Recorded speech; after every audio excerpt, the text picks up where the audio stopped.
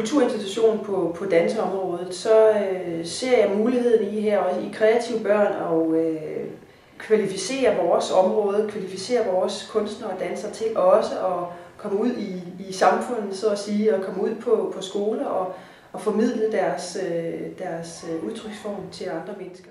Jeg mener jo, at lige præcis kroppen er et fantastisk værktøj til at udtrykke sig med.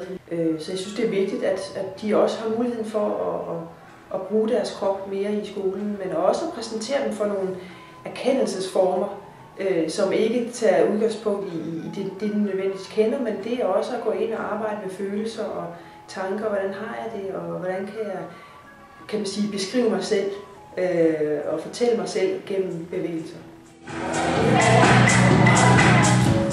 Altså jeg synes i princippet, der skulle være en mediefagundervisning, lige så vel som jeg havde svømning i 3. klasse. Altså jeg synes, det er så vigtigt i dag, at medier er integreret i undervisningen på lige fod med alle andre fag.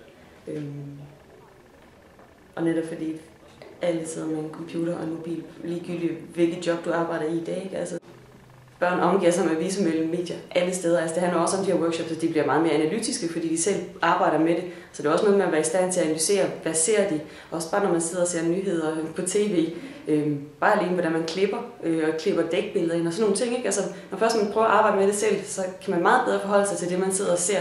Så det giver dem forhåbentlig sådan nogle redskaber, de kan tage med ud i verden.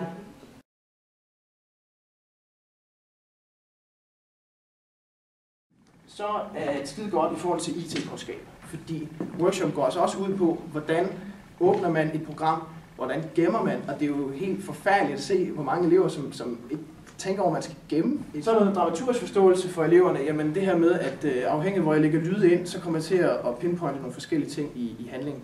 Og det er rigtig sejt. Der var også flere dansklærere, som vi havde med ud, som sagde, at sådan en type workshop kunne man også kombinere med noget berettermodel, altså få noget mere analyse ind over det.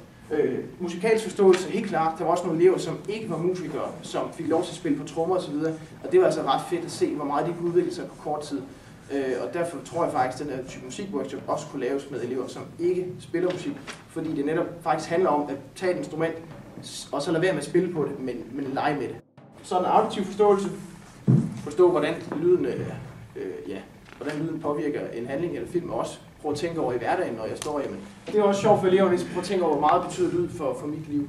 Og så er der selvfølgelig noget kommunikativ forståelse i forhold til sådan lidt værkstedsorienteret måde, vi arbejder på. At det flere steder arbejder eleverne i grupper. Vi sørger for at få dem til at kigge på hinandens klip, konstruktiv feedback, og samarbejde. Altså de tekniske nørder kunne hjælpe dem, der ikke var så tekniske osv. Så det er en rigtig god workshop også til at skabe sammenhold i klassen. Nu er der jo rigtig meget med, at hvis du har brug for at sidde med høretelefoner, sådan lærer du bedst, så gør du det. Og hvis du har brug for at løbe ned til skolegården og 10 cirkler rundt og tilbage igen, så gør du det. Så der er ligesom virkelig tilpasset de forskellige måder, et barn lærer på, hvilket jeg synes er super fedt. Men det der er med dans, det er, at det er både og, for vi har et fællesskab. Der er det fællesskab i, at vi alle sammen tramper på samme tid, eller vi alle sammen drejer rundt på samme tid. Så man får et slags fællesskab med hele klassen, hvor vi mødes i noget nyt. Men grunden til, at jeg siger det både og, det er, fordi det også er høj undervisning til differentierende, fordi de skal ikke følge efter mig. Så hvis jeg siger, okay, vi løber ind, vi hopper og vi drejer, så kan dansepigen jo godt, hun er der jo i alle klasser, hun kan godt dreje 2 pirouetter. Hvor fodbolddrengen, han kan godt dreje rundt, ligesom han gør ude på fodboldbanen. Så på den måde kan alle være med, ligesom på deres præmisser, så de kan lære på hver deres niveau, men samtidig med, så har vi det her fællesskab, som bliver rigtig tydeligt.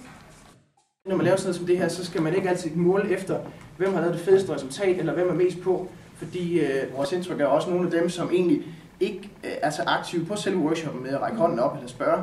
De sidder i deres egen lille verden, og det er faktisk mange af dem, som også vender positivt tilbage bagefter. Fordi de også har haft en mulighed for at egentlig sidde for sig selv og arbejde, og ikke hele tiden blive forstyrret af de andre, eller af underviserens plan. Og det synes jeg er rigtig cool, at der kan, man kan ramme rigtig mange på forskellige plan.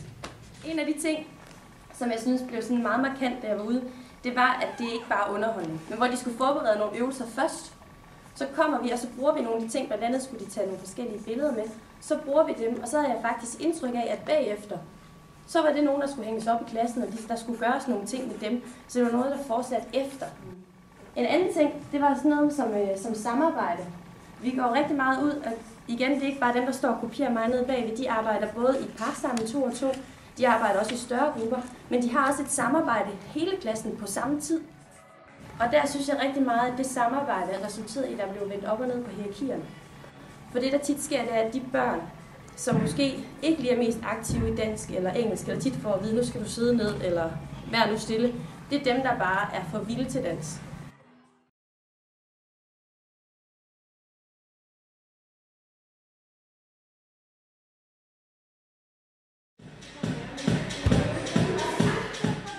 Altså vi håber på, når vi kommer ud med vores projekter, at udover børnene jo får en god og sjov oplevelse, og det gør lærerne forhåbentlig også, med dansen, så håber vi jo også på, at vi kan komme ind og byde ind med nogle nye måder at behandle og forholde sig til nogle emner på. Der er brug for sådan noget lokal forankring, fordi det ved vi af erfaring, altså når vi kommer udefra til et andet sted og siger, om vi vil lave alt det her, vi kan alt det her, men hvis der ikke er lokal opbakning, det bliver bare op ad bakke, om det er økonomisk støtte fra kommunen, eller om det handler om mandskab, som synes, det er fedt. Det er rart at lære folk at kende det enkelte sted, også på den lange bane, hvis man skal etablere nogle forløb, som måske ikke nødvendigvis behøver at gå igennem kulturaftalen, hvis der ikke er en kulturaftale om 4 år, men man så har fået etableret de kontakter, der gør, at man kan arbejde sammen på kryds og tværs af kommunerne.